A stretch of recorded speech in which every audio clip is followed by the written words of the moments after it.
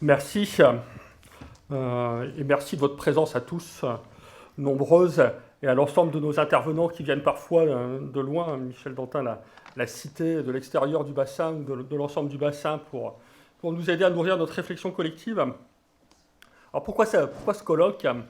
Pourquoi l'Agence de l'eau Rhône-Méditerranée-Corse a pris l'initiative d'organiser aujourd'hui quelque chose sur la station d'épuration du futur?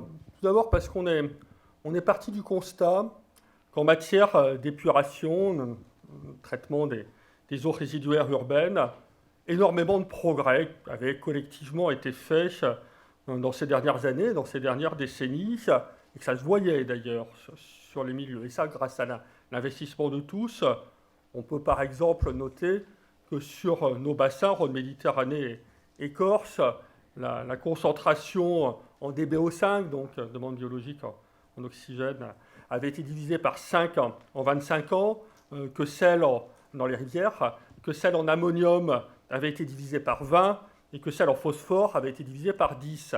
Et ça, c'est parce qu'il y a eu énormément d'investissements collectifs, encore plus d'1 milliard d'euros dans les 5 dernières années sur nos bassins. Donc globalement, une mobilisation de tous et des résultats.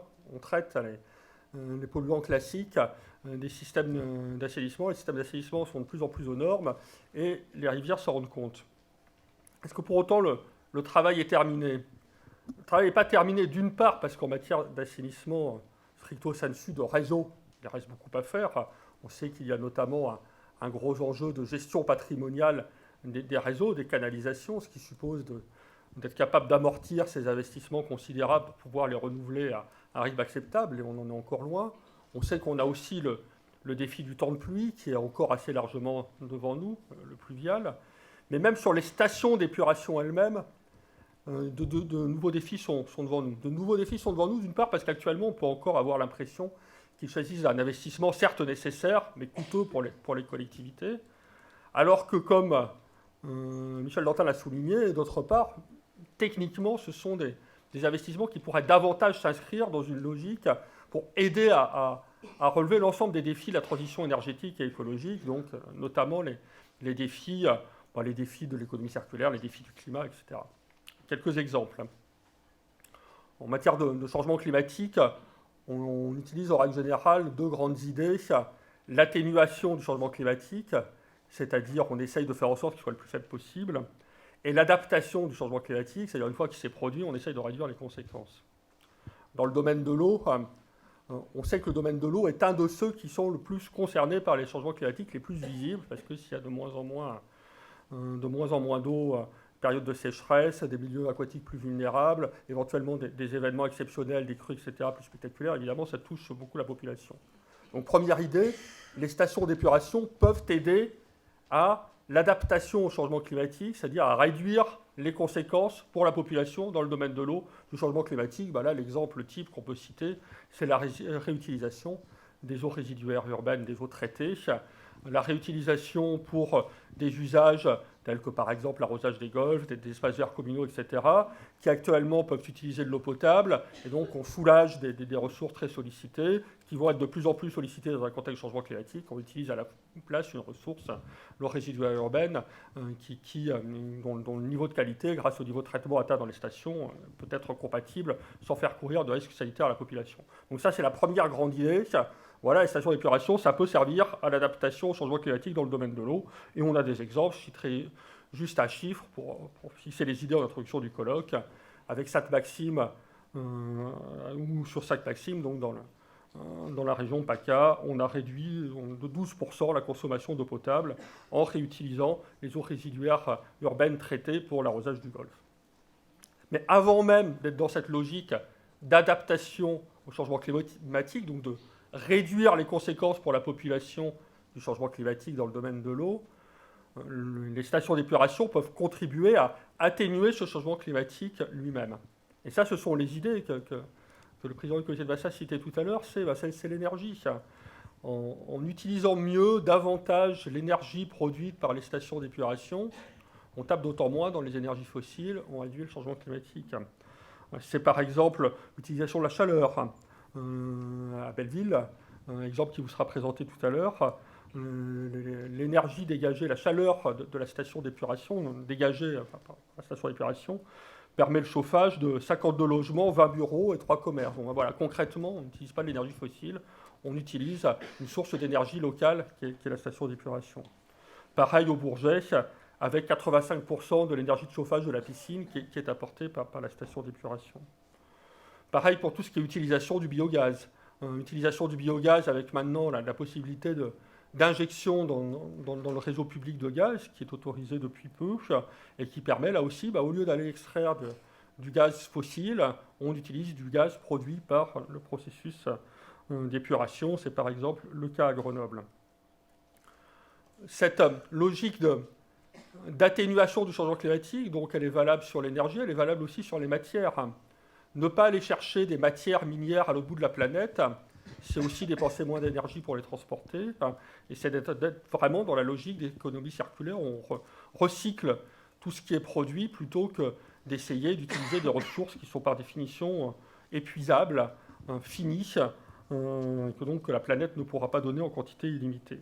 C'est le cas de l'azote et du phosphore, puisqu'on sait que l'azote et le phosphore contenus dans les résidus d'épuration pourraient suffire à subvenir à 20% du total des besoins nationaux en azote et en phosphore si on les réutilisait complètement, plutôt qu'à les extraire dans des mines, dans des conditions économiques, environnementales, parfois sociales compliquées, de dépenser beaucoup d'énergie de les amener. Il faudrait mieux utiliser ce qui est produit par les process d'épuration.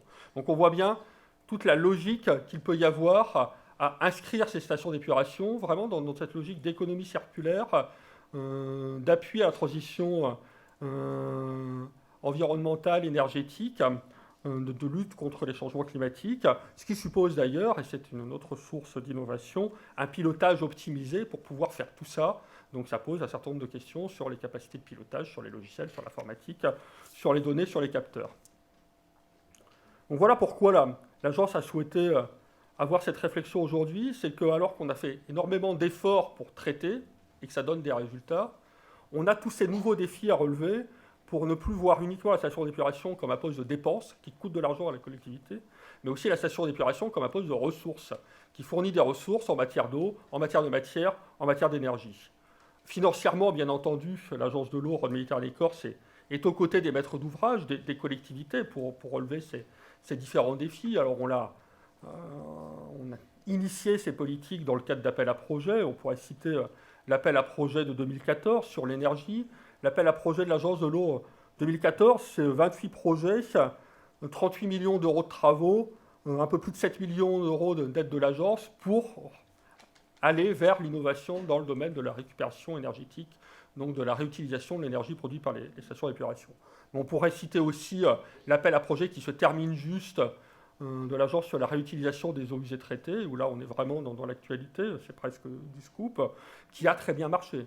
Un appel à projet qui a très bien marché, puisqu'on a reçu 55 projets, c'est en cours d'instruction, donc on n'a pas encore décidé lesquels on allait soutenir, mais 55 projets reçus, c'est plus que ce que nous espérions, pour 45 millions d'euros de travaux. Donc on voit bien qu'il y a une réceptivité dans les maîtres d'ouvrage pour aller vers ces solutions innovantes, et l'agence de l'eau est là pour accompagner tous les maîtres d'ouvrage qui le souhaitent pour aller vers ces solutions innovantes. Au-delà des appels à projets, nous avons ainsi des taux de subvention préférentiels incitatifs pour tout ce qui est projets innovants, qui peuvent monter jusqu'à 50% pour la récupération matière énergie et jusqu'à 80% pour la réutilisation des eaux usées traitées. Notre programme d'intervention actuel, le 10e programme d'intervention Sauvons l'eau, a d'ailleurs été modifié pour rendre plus facile le soutien à ces solutions innovantes. Et puis, il y a une journée, il y a des occasions comme la journée d'aujourd'hui, c'est-à-dire au-delà du soutien financier qu'on peut apporter, on souhaite pouvoir faciliter le dialogue, l'échange d'informations, l'échange d'expériences, l'échange de bonnes pratiques entre des maîtres d'ouvrage, des entreprises, des collectivités, des bureaux d'études qui se coltinent avec la réalité de l'innovation sur le terrain dans le domaine de l'eau et l'ensemble de ceux qui ont à traiter ces questions d'épuration pour voir les succès rencontrés, et bien les faire partager, les difficultés également rencontrées, aider à les résoudre, bref, avoir un lieu d'échange pour progresser ensemble vers l'innovation. Donc dans cet esprit, je nous souhaite collectivement une très bonne journée, fructueuse, des discussions aussi riches que possible pour pouvoir concrètement montrer que l'innovation, ce n'est pas un rêve, c'est du quotidien, et grâce aux pratiques innovantes au quotidien dans le domaine de l'épuration. Ensemble, nous allons pouvoir relever les défis de l'économie circulaire, de la transition énergétique, de la transition environnementale. Merci de votre attention. Merci Laurent Roy. Merci.